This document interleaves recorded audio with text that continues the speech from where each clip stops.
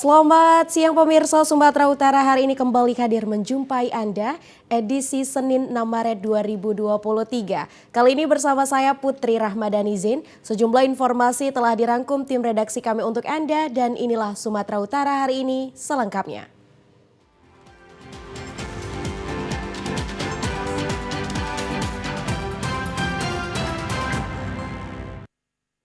Pemirsa, informasi pertama setelah 3 hari pencarian santriwati pondok pesantren yang hanyut akibat terseret arus sungai Parsariran di Tapanuli Selatan akhirnya ditemukan.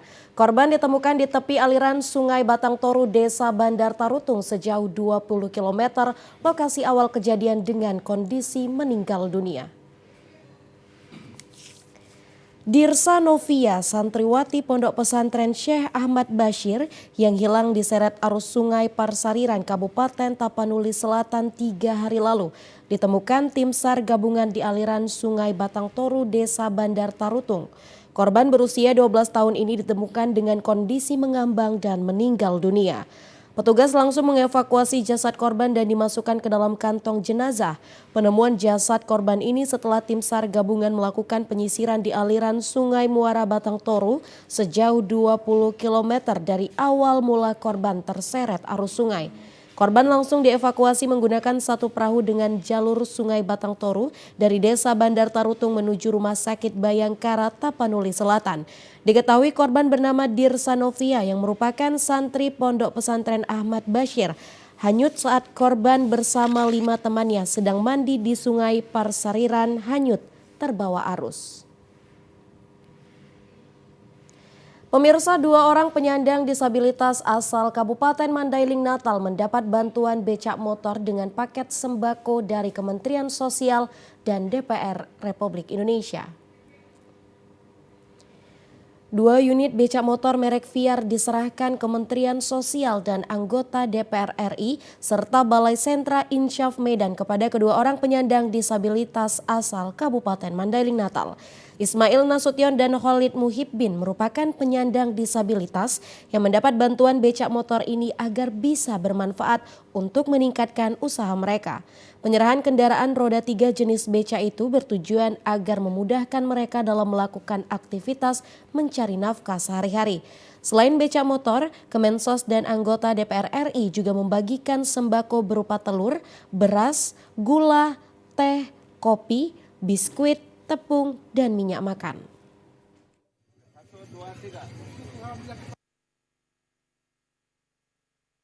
Usaha, Bang. Usaha, Pak. Mengangkut apa itu, Pak? Untuk kadang-kadang barang. Barang, Pak, ya? Untuk barang-barang yang di bengkel. Kan.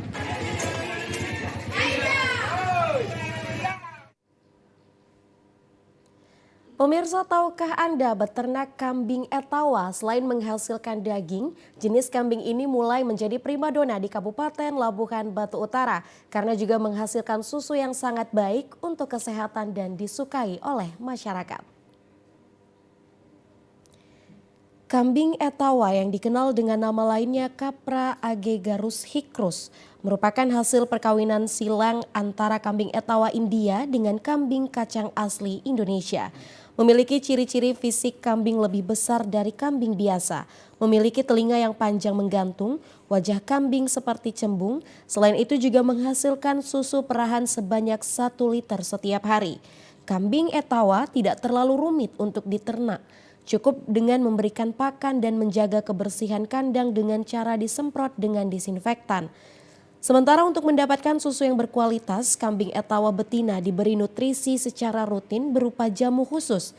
Dan untuk menjaga kesterilan susu yang layak dikonsumsi, terlebih dahulu puting kambing dibersihkan dengan air hangat. Peternak kambing etawa Supratno, warga di Desa Batu Tunggal, Kecamatan 910, Kabupaten Labuhan Batu Utara ini sudah beternak kambing etawa selama 2 tahun mengatakan kambing etawa yang diperternakkan per ekor sudah menghasilkan 1 liter susu per hari dengan harga Rp50.000 per liternya. Budidaya sekitar 2,5 tahun lebih kurang gitulah, Pak. Kalau belajar kita ada juga teman yang dari tebing. Nah, melalui HP lah, sekarang zamannya kan pakai HP bisa video call atau cemana atau sharing-sharing kan gitu, Bang. Nah, untuk selanjutnya ya kita cari-cari di informasi di Google. Nah, alhamdulillah ini untuk susunya ada aja peminatnya Bang, banyak bahkan sampai kekurangan.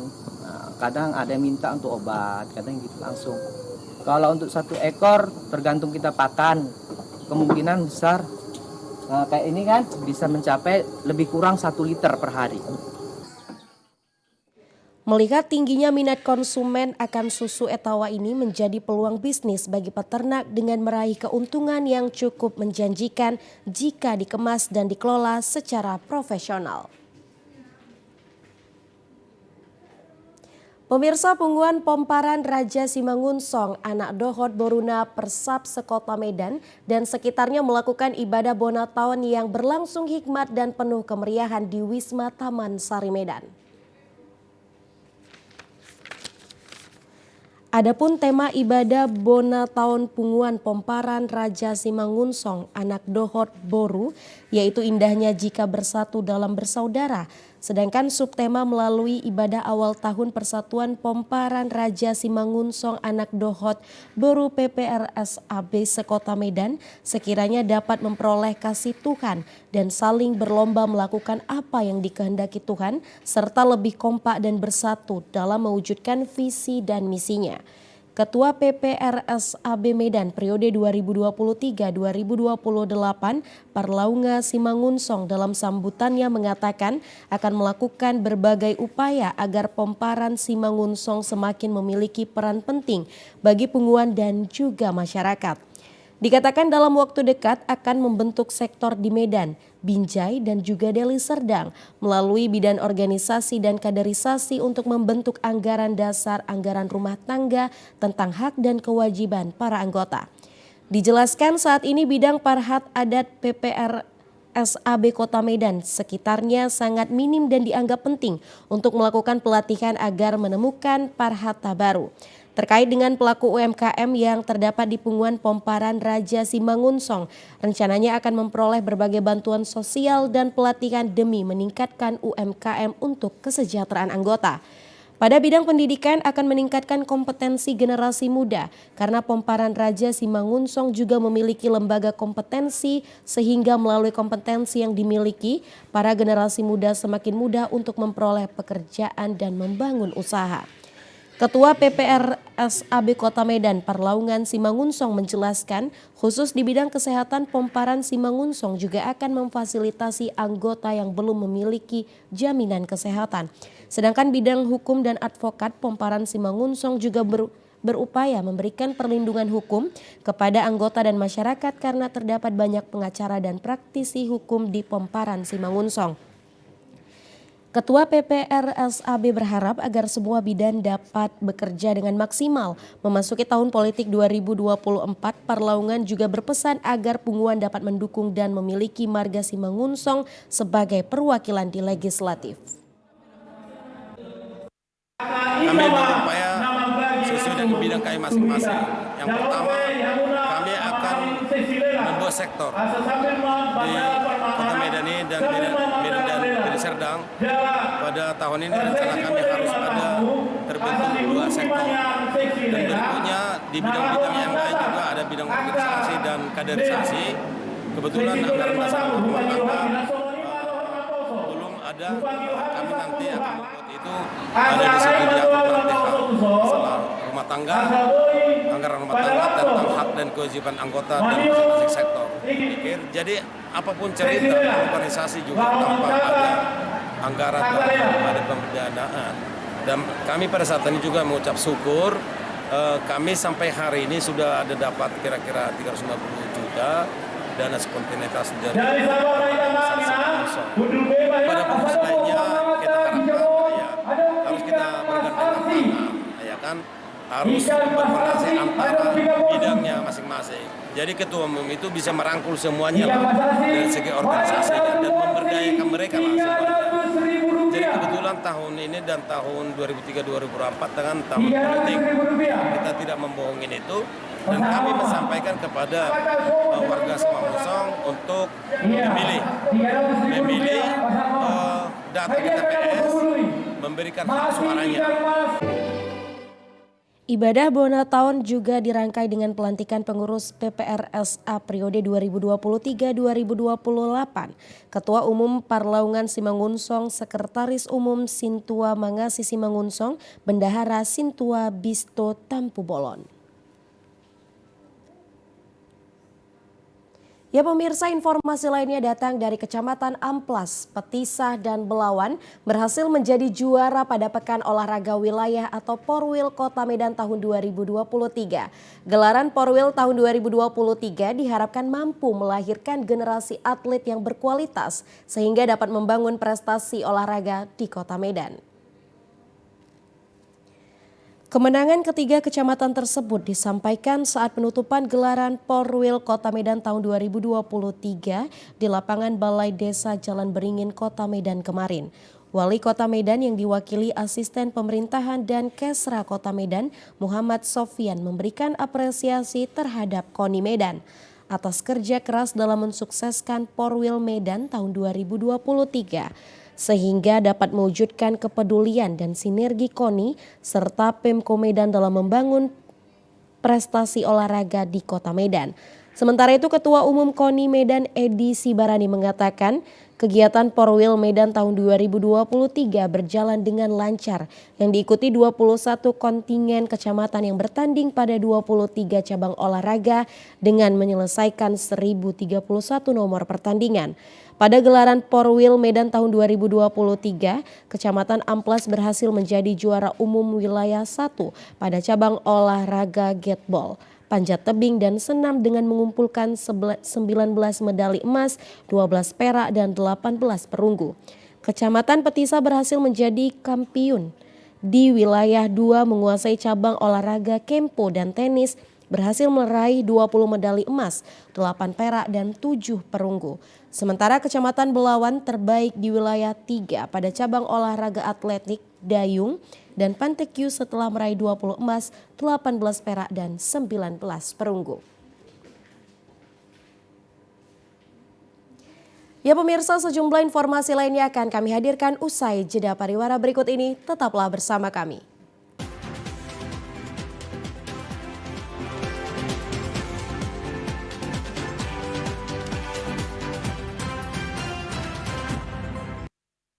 Terima kasih Anda masih bersama kami di Sumatera Utara hari ini. Pemirsa, 1 dari 6 santri dinyatakan hilang saat terseret arus sungai di Parsariran di Desa Hapesong, Kabupaten Tapanuli Selatan akhirnya ditemukan oleh petugas tim gabungan setelah pencarian selama 2 hari. Untuk mengetahui seperti apa penanganan pencarian korban hanyut para santri tersebut, saat ini kita telah terhubung di studio Kapolres Tapanuli Selatan bersama AKBP Imam Zamroni. Selamat siang Pak Imam. Selamat siang Kak. Baik Pak Imam, terkait dengan hanyutnya para santri, bagaimana kronologis kejadian 6 orang santri tersebut akhirnya terseret arus sungai Pak Imam?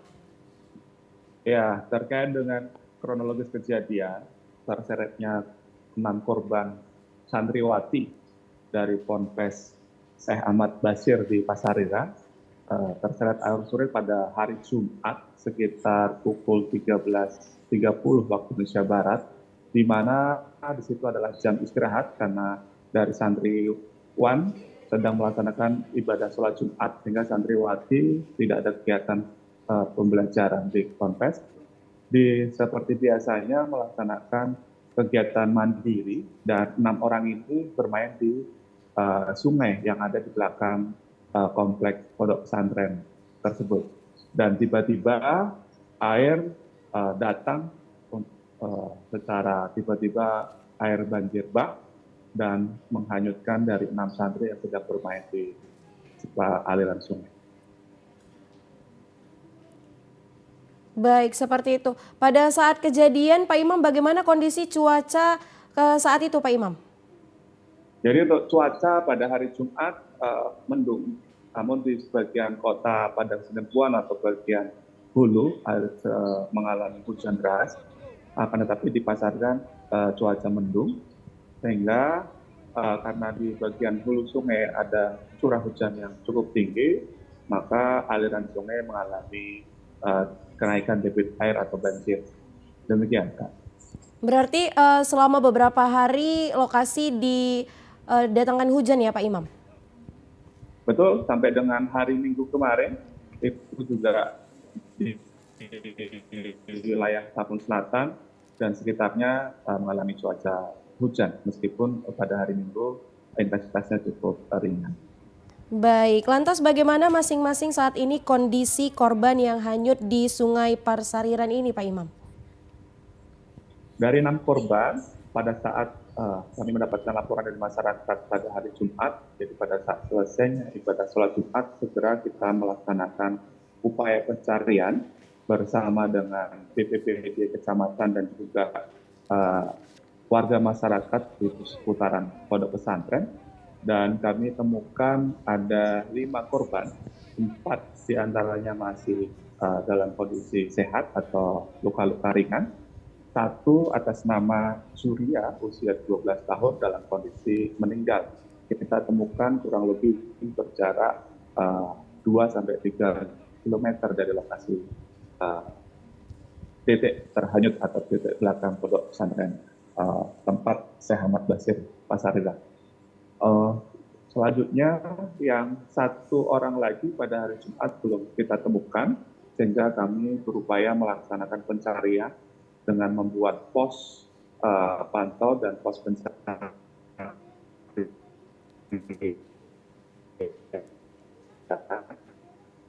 terkait dengan 1 korban atas nama Jarklat. Kami melaksanakan pencarian selama kurang lebih 2 hari, dan hari Minggu kemarin sekitar pukul 16.00 kita temukan kurang lebih dari berjarak 20 km dari titik hanyut, kami temukan jenazah dalam kondisi Baik. meninggal dunia.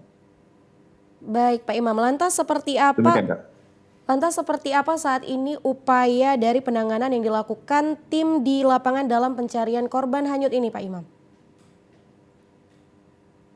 Dalam proses penanganan pencarian korban kita sampai 2 hari, kita beberapa terkendala, yaitu terkendala cuaca, di mana kondisi debit air cukup tinggi selama 2 hari dengan arus yang cukup kencang, serta kondisi air dalam kondisi keruh karena sering terjadinya banjir atau curah hujan yang tinggi di daerah hulu, sehingga menyulitkan terkait dengan proses pencarian, di mana proses pencarian kita gunakan sarana tidak menggunakan alat selam, sehingga hanya menggunakan secara manual untuk kacamata dan menyelam dilihat situasi sekarang posisi aliran sungai, sehingga terkendala terkait dengan cuaca dan juga sarana prasarana yang ada, sehingga kita berproses sampai dengan 2 hari. Setelah dari jenazah korban kita temukan di hari Minggu tanggal 16 Indonesia Barat,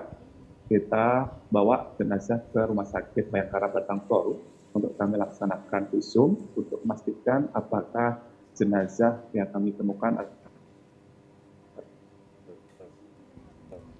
Baik Pak Imam, selain cuaca, kendala apa saja dan hambatan yang terjadi selama pencarian korban yang hilang sehingga membutuhkan waktu 2 hari? Di Seranti, ya Kak? Ya Pak Imam? Halo Kak? Pak Bagaimana, Imam, Kak? lantas kendala atau hambatan apa saja yang terdapat selama pencarian korban selain cuaca Pak Imam? Jadi selain cuaca, kita mengalami kendala yaitu terkait dengan sarana, di mana BPBD Kabupaten Lampung Selatan saat ini belum memiliki sarana alat selam yang guna mencari korban di dasar air atau dasar sungai ataupun danau. Saat ini kita belum memiliki sarana tersebut, sehingga kita pencarian di dasar sungai atau dasar danau kita menggunakan sarana manual, hanya ketahanan dari tim SAR yang bisa menyelam dan hanya jarak pandang terbatas karena keruhnya air. Demikian, Kak. Lantas Pak, petugas yang terlibat ini siapa saja dan bagaimana metode pencariannya selama 2 hari tersebut Pak? Jadi terkait dengan tim SAR yang tergabung dalam tim pencarian ini, ada beberapa tim gabungan yang pasti. Yang pertama dari Polres Tapal Selatan, yang kedua dari BPBD Kabupaten Tapal Selatan, yang ketiga dari Kodim 212 Tapal Selatan, dan juga dari kecamatan maupun Pemda serta masyarakat dalam tergabung dalam SAR yang ada di Kabupaten Tapal Selatan. Terkait dengan metode yang kami gunakan, kami selama 2 hari melaksanakan pencarian di titik-titik yang dimungkinkan arus memang terjadi pelambatan ataupun yang tidak deras, ataupun ada sesuatu yang bisa menyangkut apabila ada benda yang hanyut. Kami melaksanakan pencarian di titik-titik tersebut dengan cara melakukan penyelaman secara manual. Yang kedua, kami juga tim yang lain, kita melaksanakan patroli air menggunakan sarana perahu yang dimiliki oleh BPBD dan juga perahu yang dimiliki oleh masyarakat. Kita melaksanakan patroli dari titik hanyut sampai dengan menuju ke hilir atau mendekati Danau Siais, di mana dari hilir dari sungai ini sebelum menuju ke laut ada menuju ke Danau Siais. Sehingga selama 2 hari kita patroli dan alhamdulillah pada hari Minggu kami menemukan jenazah dalam kondisi hanyut di sekitar 20 km dari lokasi yang sudah mulai mengapung dan sudah mulai mengalami pembusukan. Demikian, Kak. Baik, selama pencarian korban apakah ada pengamanan khusus Pak dari Kapolres sendiri untuk mengamankan pencarian ini? Jadi terkait dengan pengamanan khusus, kita secara khusus kita membentuk posko, di mana di situ juga kita sebagai tempat tinggal tim pencarian korban dan juga keluarga untuk mencari apabila kita membutuhkan informasi keterbukaan terkait dengan proses pencarian, sehingga keluarga korban dan para pihak juga merasa terbantu terkait dengan proses pencarian ini, sehingga untuk mengurangi duka dari pihak keluarga korban. Kemarin pada saat setelah ketemu juga kita langsung hubungi pihak keluarga untuk bersama-sama memastikan bahwa jenazah ini adalah Baik, seperti itu. Setelah ditemukan seorang korban yang kita cari, dan setelah sesuai. Halo, Kak? Iya Pak. Pak, setelah ditemukan seorang korban yang hilang terseret arus sungai, apa penanganan yang dilakukan tim SAR maupun Kapolres Tapanuli Selatan? Yang sedang kami tangani tadi kami laksanakan, Pak. Setelah kami temukan, kami membawa jenazah ke Rumah Sakit Bayangkara untuk kita laksanakan visum dan memastikan identitas dari jenazah sesuai dengan yang kita cari atas nama Tisra Novia, usia 12 tahun, bersama kita cocokkan identitas yang ada bersama keluarga.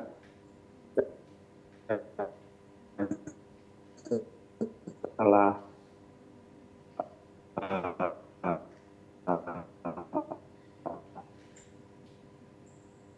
sesuai, maka kami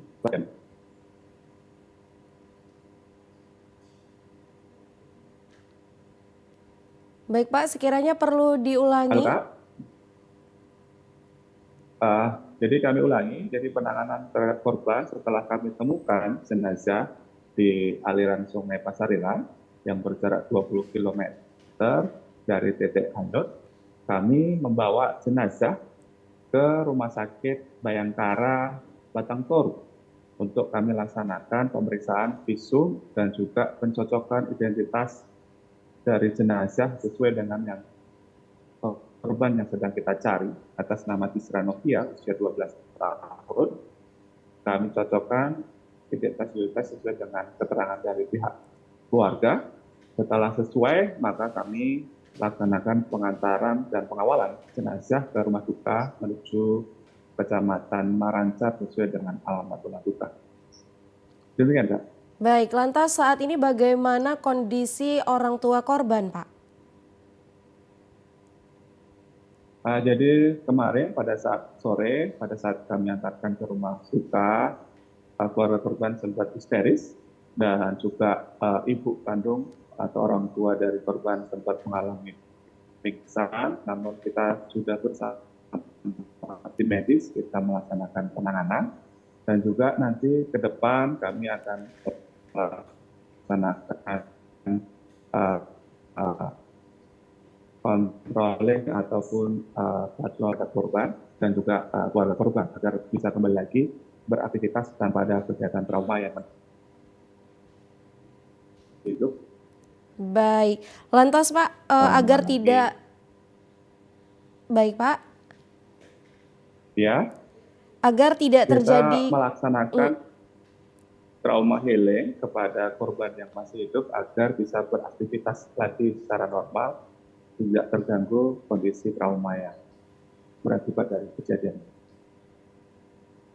baik, lantas Pak, agar tidak terjadi korban seperti ini lagi, terjadi kejadian seperti ini, apa yang harus dilakukan petugas Pak, khususnya masyarakat di kawasan sungai maupun di lokasi wisata?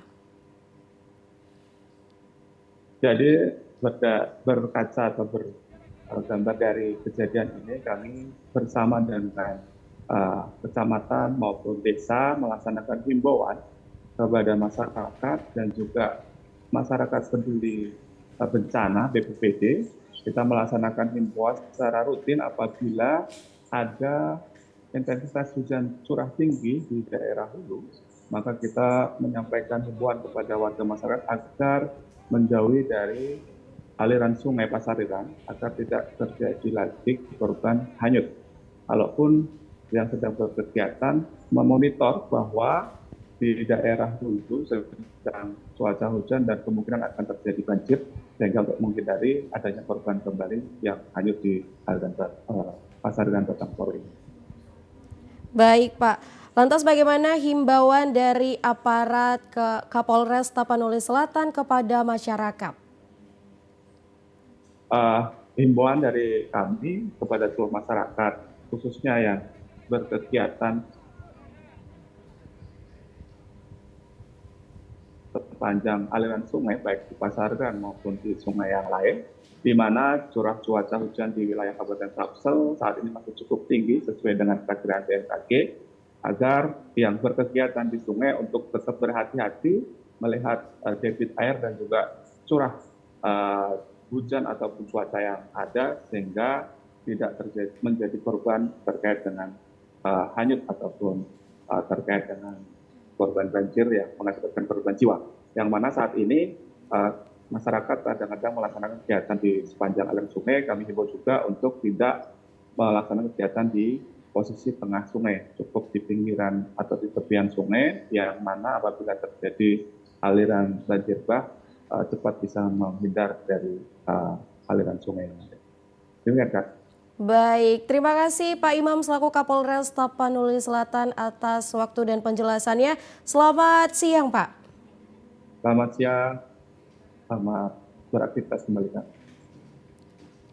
Ya pemirsa, itu tadi dari Kapolres Tapanuli Selatan. Kita akan kembali lagi dengan sejumlah informasi lainnya. Tetaplah bersama kami di Sumatera Utara hari ini.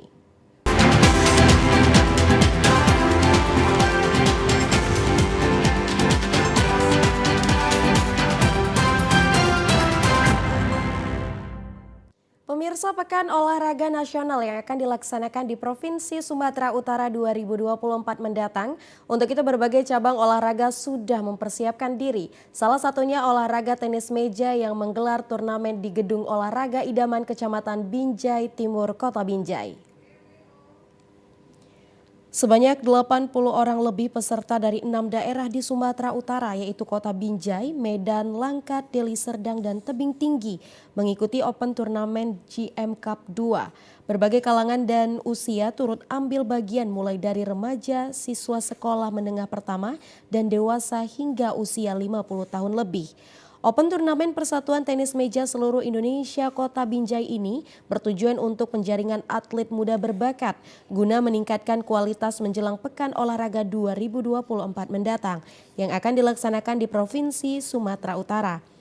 Open turnamen tenis meja ini diikuti 75 orang peserta ganda putra divisi 5-6 dan 29 peserta single pelajar dengan pertandingan setengah kompetisi. Tampil sebagai juara 1 ganda putra pasangan Supriyadi dan PTM Belawan Tingki dan juara 3 pasangan Toto Hendrik dari PTM PLN. Sedangkan untuk juara single pelajar putra diraih Sauki dari PTM Bangkatan dan juara 3 Naufal dari PTM Dira. Ketua KONI Kota Binjai Agus Supriyantono mengatakan pada tahun 2022 lalu cabang olahraga tenis meja sempat menyumbang emas di ajang Kejurda. Prestasi ini harus tetap dipertahankan dan ditingkatkan dengan cara memperbanyak event, turnamen, dan pembinaan atlet secara berkesinambungan. Turnamen ini berkesinambungan mereka buat khusus dan bersyukur kita atas turnamen ini bisa dikumpulkan mereka itu beberapa kabupaten kota. Ada 6 kabupaten kota kalau nggak salah saya yang ikut terlibat di dalam turnamen ini. Ini menjadi motivasi bagi Kota Binjai, anak-anak terkhususnya Kota Binjai, yang mana di tahun 2019 mereka memang mendapat emas 1. Ini sebagai motivasi bagi adik-adik atlet yang khususnya Kota Binjai untuk bisa meraih kembali prestasi mereka yang gagal di 2022 kemarin.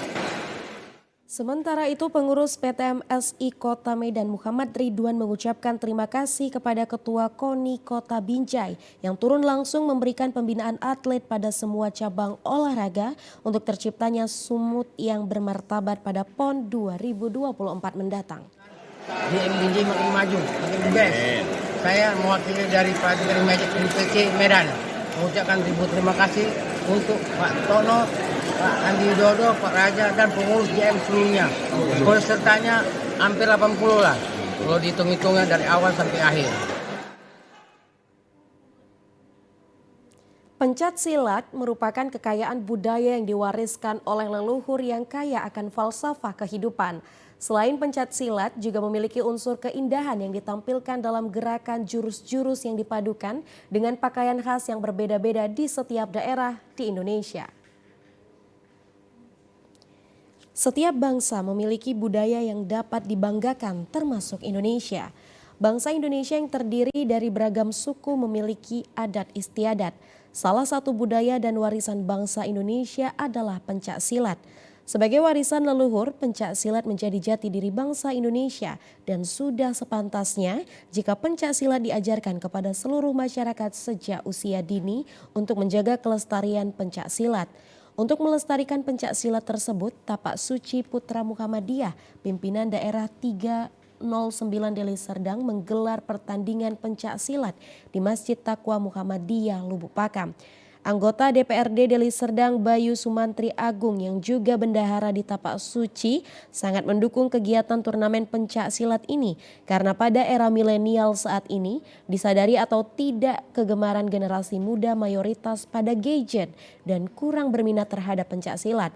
Oleh karena itu turnamen pencak silat yang diselenggarakan Tapak Suci Putra Muhammadiyah Pimda 309 Deli Serdang ini merupakan kegiatan positif untuk melestarikan warisan leluhur dan membentuk generasi muda di bidang olahraga seni bela diri yang patut diapresiasi. Antusiasme masyarakat mengikuti turnamen pencak silat ini cukup tinggi dengan jumlah peserta sebanyak 416 anak-anak dan juga remaja.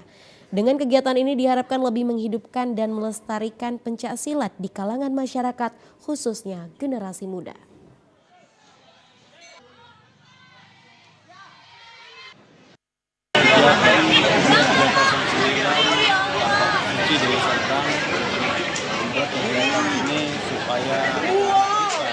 Pasti dalam kebudayaan pencak silat yang di Kabupaten Serdang agar lebih baik nanti ke depannya untuk mendidik anak-anak kita daripada IPSI supaya pencak silat di Kabupaten Serdang ini bisa diakomodir, dan kepada pemerintah Kabupaten Deli Serdang harap memperhatikan atlet-atlet yang ada di Kabupaten Deli Serdang ini terutama daripada pencak silat dan memperhatikan tapak suci yang ada di Kabupaten Deli Serdang.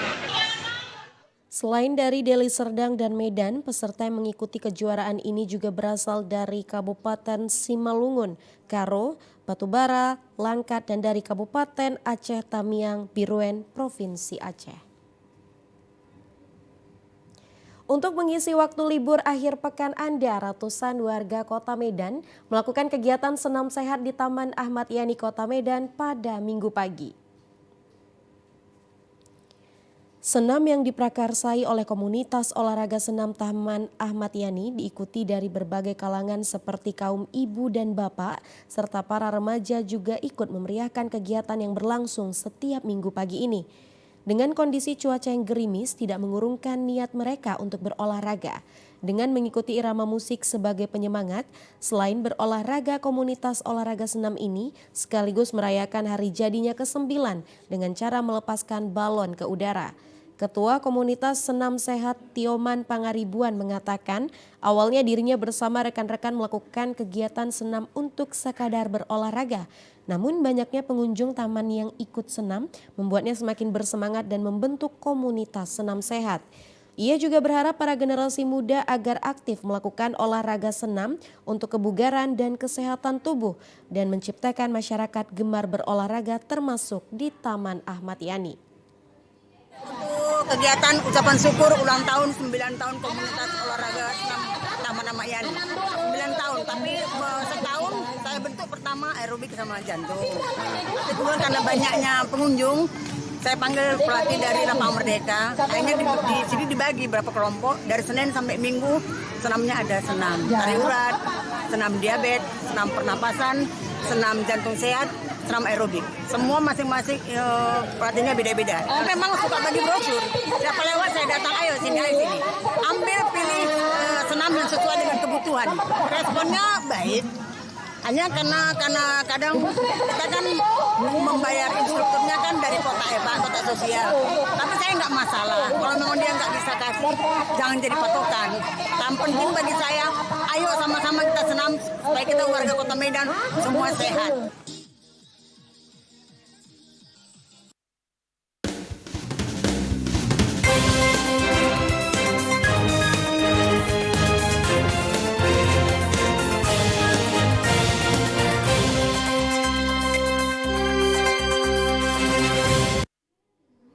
Ya pemirsa, Ketua DPR RI Puan Maharani dalam kunjungan kerjanya ke Ogan Ilir menyambangi pasar tradisional Indralaya, melakukan pengecekan kesediaan bahan pokok dan kenaikan harga bahan pokok menjelang Ramadan. Setelah sehari sebelumnya melakukan kunjungan kerja ke Kota Palembang, Ketua DPR RI Puan Maharani selanjutnya melakukan kunjungan kerja ke Ogan Ilir. Setelah mengisi kuliah umum di Universitas Sriwijaya, Puan menyambangi pasar tradisional Indralaya.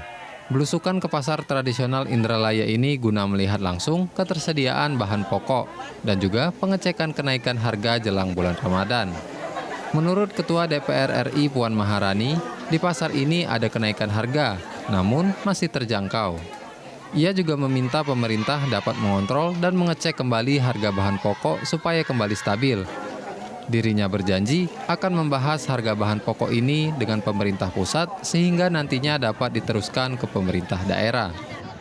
Beberapa pedagang yang tadi saya tanyakan, memang ada sedikit kenaikan harga di beras, gula pasir, kemudian minyak goreng, namun harganya masih terjangkau. Hanya memang konsumsi dari masyarakat jadi berkurang. Kalau biasanya beli 5 kilo, sekarang jadinya hanya 2 kilo. Jadi memang ini harus diantisipasi menjelang bulan Ramadan dan Lebaran ini di pasar-pasar khususnya yang ada di kabupaten kota. Pemerintah tentu saja harus mengontrol atau kemudian mengecek kembali sebelum menjelang Ramadan ini supaya harga-harga bisa terus stabil. Kalau kemudian ada kenaikan juga jangan sampai.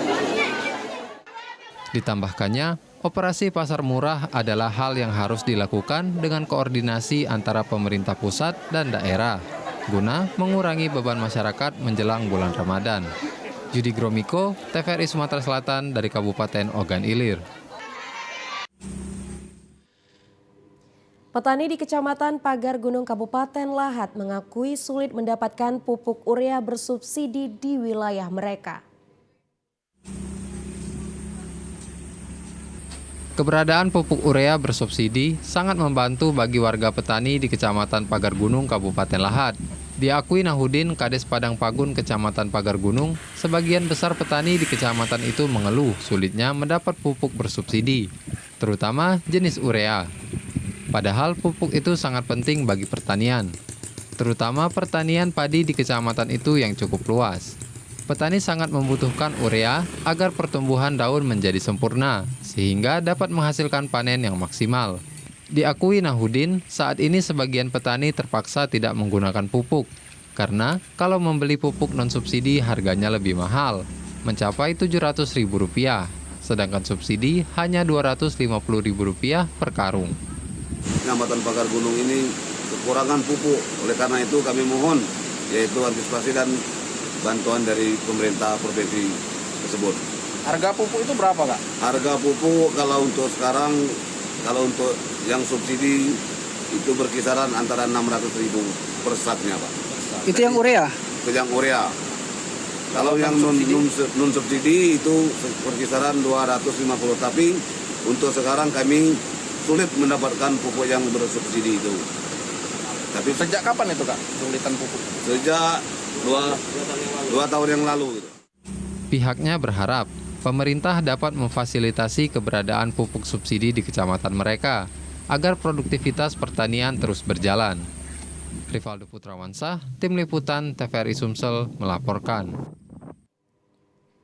Pemirsa, mengantisipasi terjadinya kelangkaan akan kebutuhan minyak goreng di bulan Ramadan, Dinas Perindustrian dan Perdagangan Kabupaten Lebong memastikan selalu memantau ketersediaan dan aliran distributor minyak goreng subsidi maupun non-subsidi hingga ke pasar maupun kalangan pengecer.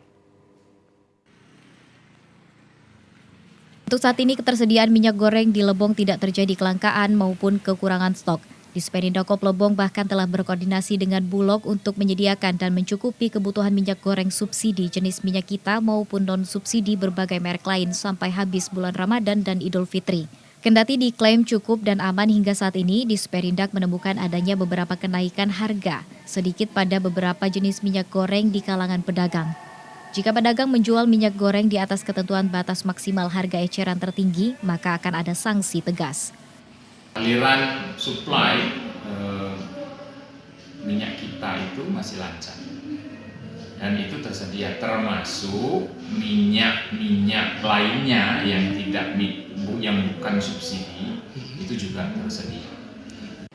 Sementara saat ini belum ditemukan adanya keluhan masyarakat terkait kelangkaan maupun keluhan tingginya harga minyak goreng. Tim Liputan TVRI Bengkulu melaporkan. Warga Desa Sukasari Kabupaten Seluma mengembangkan produk lokal berupa minuman dan karbol yang terbuat dari tumbuhan serta wangi. Warga Desa Sukasari, Kecamatan Air Periukan, Kabupaten Seluma melalui Badan Usaha Milik Desa atau BUMDes berhasil mengembangkan 2 produk lokal.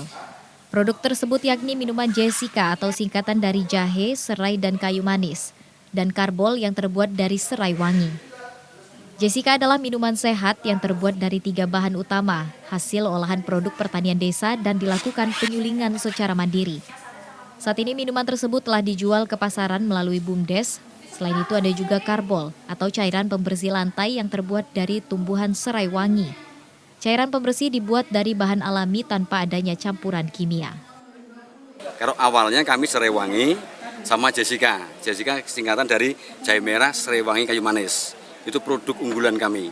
Dan pabriknya ada, di samping itu pengelolanya ada. Dan alhamdulillah omsetnya sampai sekarang ini, kemarin untuk tahun ini mendapat keuntungan 198 juta kotornya. Diambil operasional itu masuk PAD 20%-nya mendapat 32 juta.